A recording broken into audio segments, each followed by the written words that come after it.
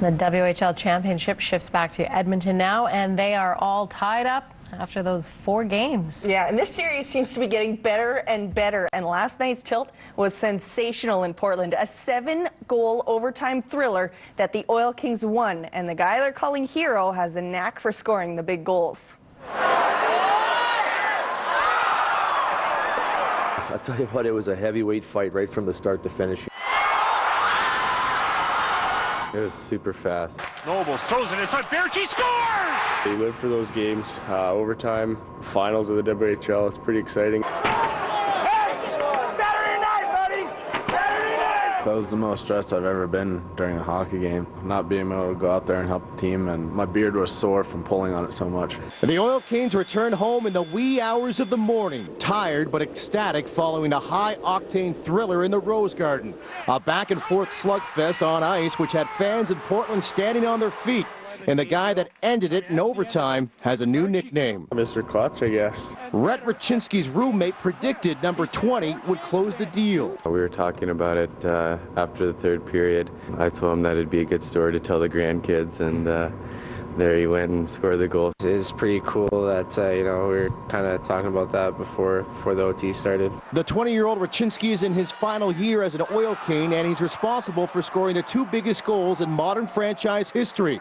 The first as a rookie, notching the OT winner in a tiebreaker. They got the team in the playoffs for the first time back in 2009.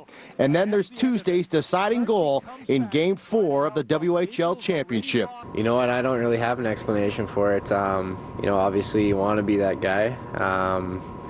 I don't know if it's the timing or what it is, but, I love playing in overtime. Come up big for us twice now. He's obviously a big player day in, day out, but 2 big goals from him. That's good to see him get that one, too. But if you were watching the game on Shaw Cable, you missed the OT goal. This is what popped up during the broadcast. There's a couple of my buddies that were pretty cheesed off that were watching the game that, apparently it froze on, I don't know, is 2 guys talking about someone holding a piece of paper or something? City Council. Yeah, something ridiculous. Adam Cook, CTV Sports. Shaw has issued an apology to all fans for the broadcast disruption on its standard definition channel Game 5 tomorrow at Rexall. One last series to be decided in round 2, Game 6 tonight for the Rangers and Capitals. Washington needs a win to force Game 7. Early in the first, Capitals on the power play. Nicholas Backstrom delivers to Alexander Ovechkin. Good start for the Caps. That's Ovechkin's 30th playoff goal that ties him for most postseason goals in Capitals history. 5 to go in the opening frame. Dan Girardi shoots, but Braden Holtby gets the glove on it. Skip ahead to the second. Carlson there, through one in front, score! It's Chimera, 2-0. Still in the second, Rangers wanting to close this out in 6. Michael Del Zotto misses. And this is not a happy John Tortorella. They keep the pressure. First, Miriam Gaborik is stoned by Holtby, then Ruslan Fedotenko. No dice. Dying minute. Rangers need 2 to force overtime. They got the extra attacker, and Gaborik comes up huge. They couldn't pull out another one, though. Capitals will travel to New York for Game 7 on Sunday.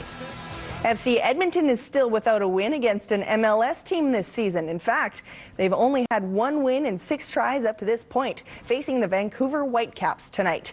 From BC Place, 0-0 into the second. And then we saw lots of action. Nice lobbed pass to Pinto. Gets a little bit of an ugly one to open the game. Eddies will take that and the lead. A few minutes later, Sebastian Letou is wide open. This is a dangerous guy for FCE to leave alone. And he sneaks it past the keeper, all tied. 86th minute, free kick for the Whitecaps. And it's Letou again with the tip. He gets his second of the night. Another loss for the Eddies. Vancouver wins 3-1. World Hockey Championship action, Canada versus Switzerland, a team that always plays Canada tough. Early in the first, the Swiss strike. The shot from the point deflects right onto the stick of Damian Brunner. He'll give Switzerland the early lead. First minute of the second, Jeff Skinner gets to the loose puck, puts it on net. Jordan Eberle on the rebound, but John Tavares gets credit for the goal. The puck goes off Tavares' skate before finding the back of the net. However, the Swiss will come right back. Big rebound given up by Cam Ward, but Andrew Ladd is their bailout. Even though it's inside the net, knowing where the goal is out of their... Into the third, the Oilers' leading sniper Jordan Eberle dangles around two Swiss defenders before roofing the backhand, giving Canada the 2-1 lead. But then the Swiss tied the game. Ryan Getzlaf with all the time in the world to tee up this laser from the top of the circle. Canada gets the lead for good. Eberle was named player of the game. Canucks improved to 3-1. Next up is Finland on Friday. Well, not only did he help the Edmonton Rush win a playoff game on Saturday, he also became a father. Best day of my life, probably. Easily to say that. So, bit of a whirlwind.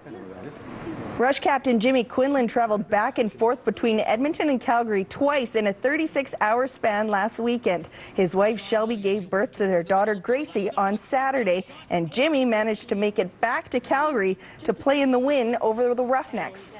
Well, it was about 12:30 when Shelby's water broke, so I got in the car and raced home. Got home just after 3.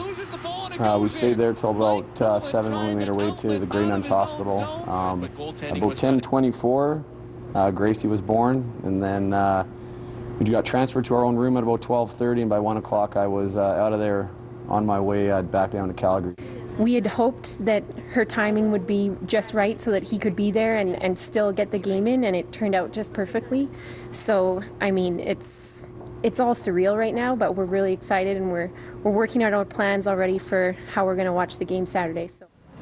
The Rush play the Swarm in Minnesota on Saturday. LeBron James had 29 points to lead the Heat to a Game 5 victory against the Knicks. Miami wins the series 4-1, and the Grizzlies forced Game 6 against the Clippers by a 12-point deficit. That game goes Friday night from Los Angeles. Over to the majors. Blue Jays in Oakland on a 3-game losing streak, top 4th. Adam Lind takes one deep to right for a 2-run shot off Tyson Ross. Jays up 2-0. Brandon Morrow could be the guy to take them out of this slump single-handedly. Strikeouts in the 5th and 2 in the 6th. Jays still leading.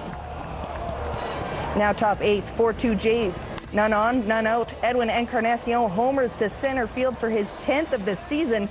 Jays win 5-2 to end their 3-game losing skid. All right, thank you. You're welcome. And stay with us. We're back after the break with a monster surf.